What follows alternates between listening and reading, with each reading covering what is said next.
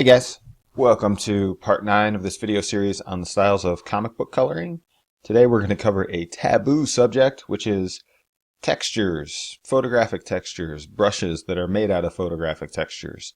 And I am going to cover this chick in grit. Now, let me just say, right from the jump, that you should not be doing, well, probably should not be doing what I'm about to do. It's tacky and gaudy and no bueno. Especially if you're not doing it to your own artwork. When you start doing something like this to someone else's artwork, they can get pretty upset.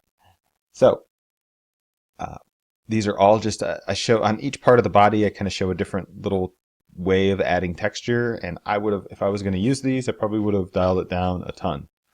I spent the most time with the sword here, which is what we're doing. And so my process for all of these is I'm taking, so if you see this brush right here, this is just a round brush with a blend.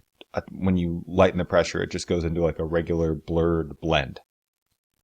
Super basic. It's just a regular stock Mega Studio paintbrush. And then in Photoshop, that would just be the stock round brush with flow set to about 50 or 60%. And then you would just swap between brush mode and blend. So that's all I'm doing here with a really desaturated blue, and I'm just adding value to give the piece a little bit of shape.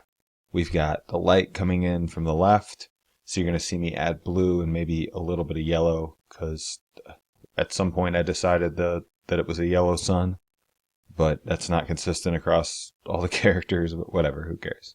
We're just showing some technique and some style here. When you're rendering metal, remember that the darks are very dark and the lights are very light. You know, there's a huge gap. Whereas sometimes I talk about the rule where if you're doing whatever your value, halfway to black is usually a decent shadow and halfway to white is a decent highlight. That does not apply to metal. Metal, the chrome in particular is very strange, but this seems to be this is a bit of a reflective steel. And once I have some kind of smeared in values that I think look okay, I'm going to dig around for texture brushes. And that's probably the main reason that I sped this video up, is that I spend a lot of time on this extra document just wiping around, looking for the right texture brush, because I have my basic texture brushes, stippling brushes, things like that, spray paints, a little bit of noise, but I don't use super textury brushes very often. And as you can see, like these texture brushes, I don't know if that's a tire track brush or what that is. The gray there is a photo of rusted metal, and that's what I end up going with, but I couldn't modify it the way I wanted to in the subtool detail, which is up in the left corner, so I had to go and check some of the boxes to display some more stuff. Now I could have gotten the same effect if I took that photo and then wrapped it around, but I wanted to paint with them a little bit with a big gap. And here I'm showing that this is a Japanese gloom brush that I'm creating the vertical lines with. And when you see that big tube created, that's like holding, that's what happens when you hold shift in Manga Studio. You can do the same thing to fix its plane in Photoshop.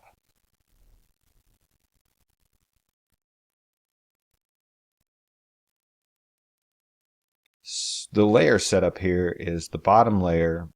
So I copy out the flats, and then the bottom layer is just the value, the basic painting with just a little bit of value in there, highlights, shadows, whatever.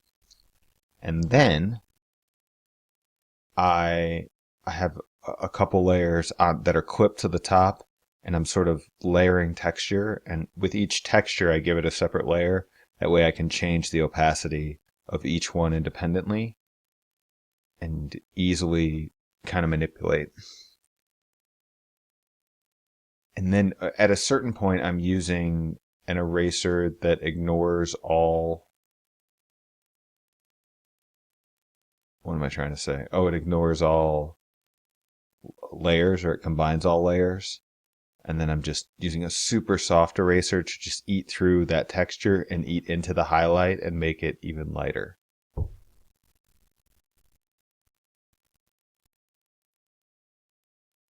Does that make sense? Yeah, I think that makes sense.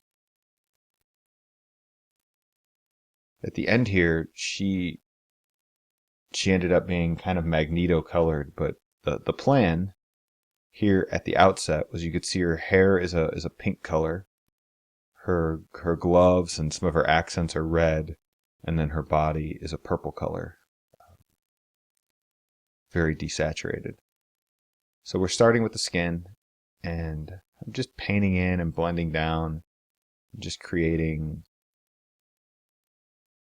We're not going through and really doing exactly what the light would do, because these textures, we don't know what they're going to do when we overlay them, so we're just giving a general idea, and it's real quick.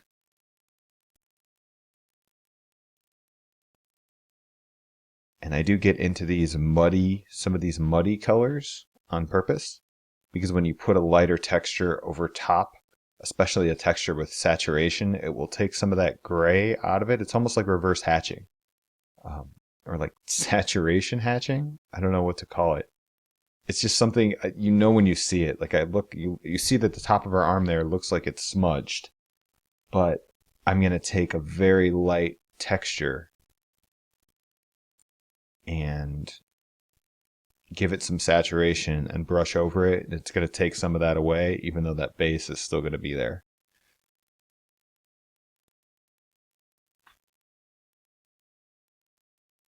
At this point, I remember I was complaining about how kind of hypersexualized this character is. She's like the female Cable. Like, she has everything.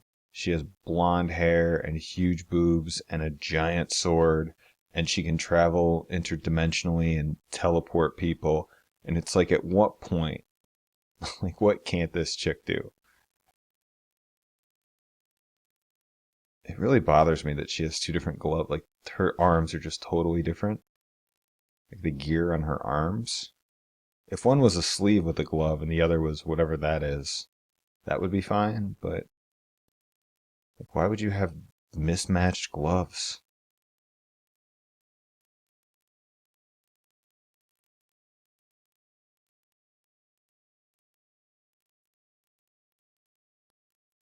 So here's the skin texture. This is a photo of skin that's been turned to grayscale, and then that's a super important, well, not super important, but if you're gonna paint with textures, turn them. You don't have to turn them black and white.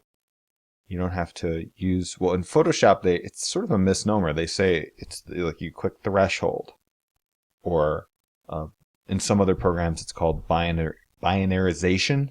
That's a mouthful. And what that means is there's a threshold slider, and what you're doing is normally if you turn an image to monochrome, say, so just black and white, which is what you do for ink sometimes, especially if you're going to print them, to get all the gray pixels out. And so any pixel that is exactly gray and below will go to black, and any pixel that is just above exactly gray and above will go to white. Well, in binarization, when you can change that threshold, you can make nearly white pixels and everything below go to black.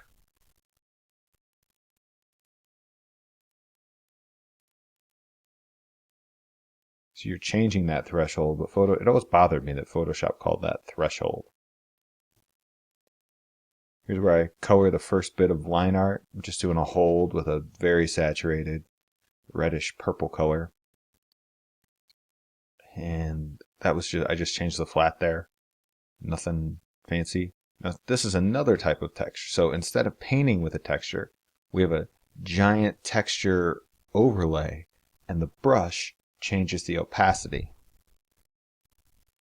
And now I've gone into, in Photoshop, what's called warp, and in Mega Studio it's called mesh transform. But in Photoshop there's also the mesh, I think I always called it marionette. I don't know what it's called. Some of the reason I don't know what things in Photoshop are called because you've hotkeys for everything when you work in it long enough, and you just sort of ignore. Have you ever done that? Like, I don't. There's probably a few streets that I drive down to get home that I don't know what they're named, but I know where they are. So this is where it gets a bit ugly. Instead of taking texture, I've just got like one of these cheesy hair brushes. And I use hairbrushes pretty often in my work, but I almost never use them for hair. They're really useful for all sorts of things. They can create some really beautiful... See, this one that I'm messing with is like this vector one that corrects really hard. So it can create like these beautiful sort of... They're parallel curved lines that could be a real big pain in the butt to draw, and that are different sizes, which can be useful in coloring.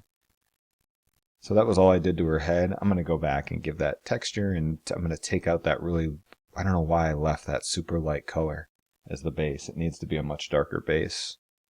And that just looked terrible, but I'll go back and fix that today.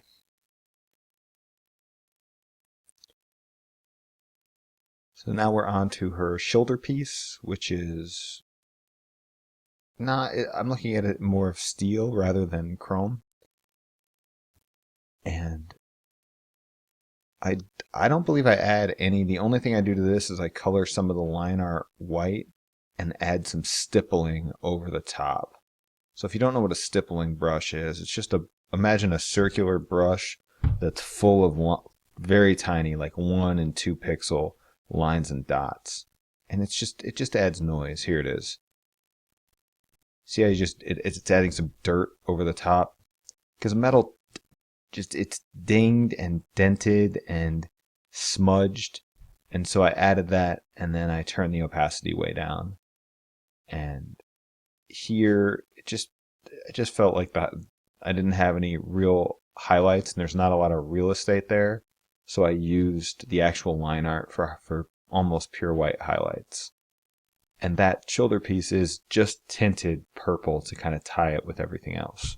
Because well, not any 3 colors, but usually, 3 colors that are next to each other on the color wheel, like a banding like that, will look pretty good together. What do we move on to next? Ooh. Oh, so now we're going to do the suit. The suit, we wrap a photographic texture around, which I only wanted to do once, and I'm not a huge fan of this. I can say I generally don't do it, but I'm sure there will come a time when I need to. I lied, I'm doing the gloves. Okay, so here I'm painting with another one of those. It's a texture, and you're revealing it as you brush around. And you could take a soft eraser and soften areas up, as well as delete them completely.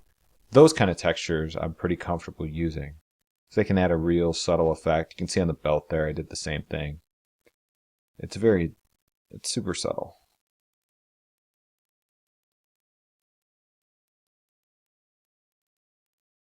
Now, depending on the orientation of your character, sometimes it's not going to work. You're not just going to be able to paint it on there and be okay with it. You're going to need to use the warp tool like I did before.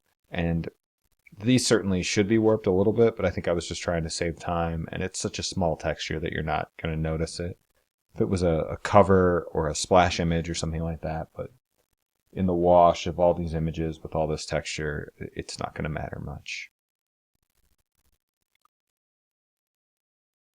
We get to zoom in and linger on the skin there, and you could see if you watch the color selections, we really just went all over the map. There's some darker, it's darker and desaturated in the light spots, and light and saturated in the heavy spots. So I'm just fitting this sort of canvasy, I don't know what the photo was called. I mean, it looks like a piece of indoor-outdoor carpet, and I decided that the base needed to be much darker. Now you can see she's starting to take on those magneto colors. And here again, I'm painting in the value. Nothing new. And you're just doing this where you want the texture to pop and not necessarily where there's going to be light. I mean, it's where some of the areas where it will be lighter, but you don't want a huge variation. So I'm not blending it a ton, because it's not going to, so all those subtleties are going to be lost, and just the area where it's lightest is really going to show through. So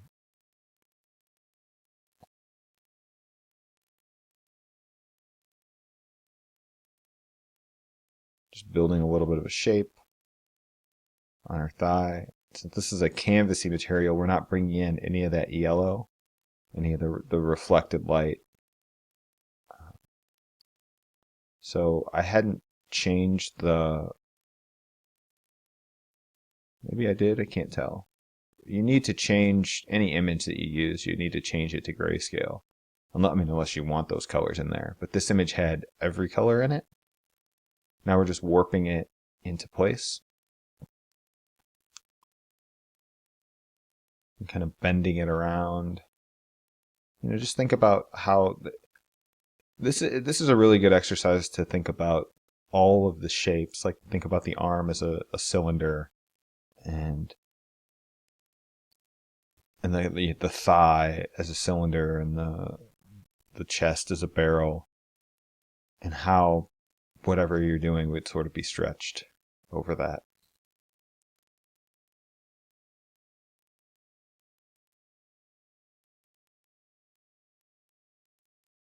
If I had used a really fine texture, it's also what is this suggesting in terms of material? Just some sort of super thick cloth that's probably not going to have much bend to it. It's going to have the waves in whichever direction it is, and then it's going to bend just a little bit over the surfaces of stuff.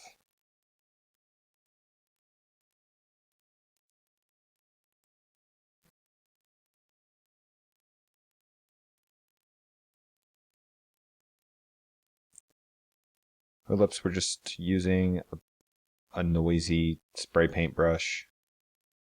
Just something with a little bit of texture, since she's all gridded up. Why stop now? And I'm not going to put textures in her eyes. I think we've done enough damage, don't you guys? So this is a soft air brush.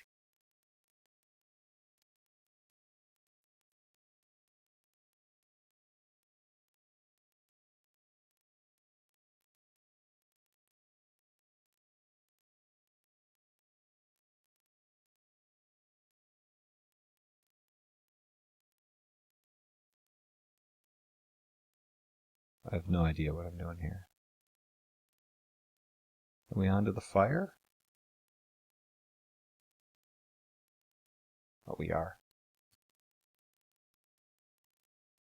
I thought using textures for the fire would be way too much. So here, I just did a little bit of lassoing and creating some shapes to have some hokey, ultra saturated fire. I thought that complemented the ridiculous look of this character. Okay. And then also we made the sword steel, because magic sword would be surrounded by these blue swirls and be this big glowing blue blade. And I can change the lighting from character to character, and it's not too difficult. but it would be awfully hard for me to paint Psylocke there when there's a giant blue glowing blade behind her and not take that into consideration. And then you start having to take it into consideration everywhere, and then I'm going back and I'm editing Iron Man's feet. Although he's pretty far in the background. I mean, he's a couple feet behind the Hulk. Although that scale is weird, though. If he's a couple feet behind the Hulk, shouldn't he be smaller? Alright, let's not go nerdcraft too much.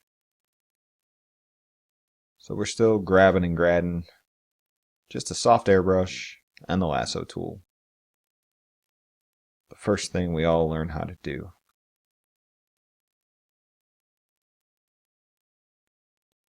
As you can see, this fire is really saturated.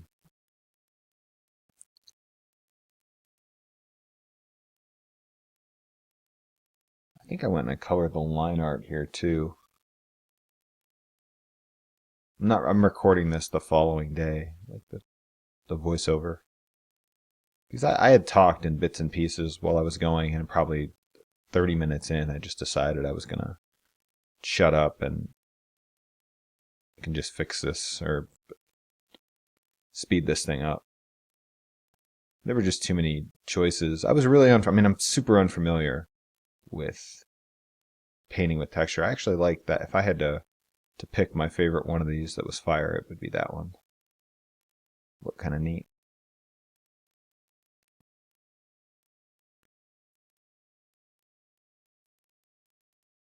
I think that with that style sword, we probably should have colored the black, all of the black, a different color.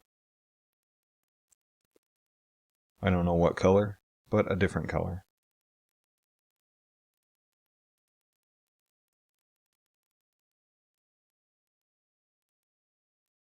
I think the handle of that sword is really weird. Like the way her hands are gripping it, it must be super narrow, and then it's just sort of this wound cloth, even though it's a giant piece of metal. Just something is strange there. Yeah, I think that about wraps it up. Might touch up a few more things there. And I'm going to go back and probably edit her hair, but this has been painting with, what did we do? We painted with textures, we wrapped textures, we used photo textures, we used textures and brushes, we used stamps. And that's all the ways I can think of to use textures. So I hope this has in some way been helpful, but remember that generally speaking, a lot of this stuff you want to use sparingly. So thanks for being here. Stay tuned for part 10, which is going to be God knows what. We can't get any weirder than this, right? I don't know what I'm doing there. Alright guys, thanks for being here. I'm going to turn off the recorder. There'll be a few seconds at the end where I'm gone, but have a good one.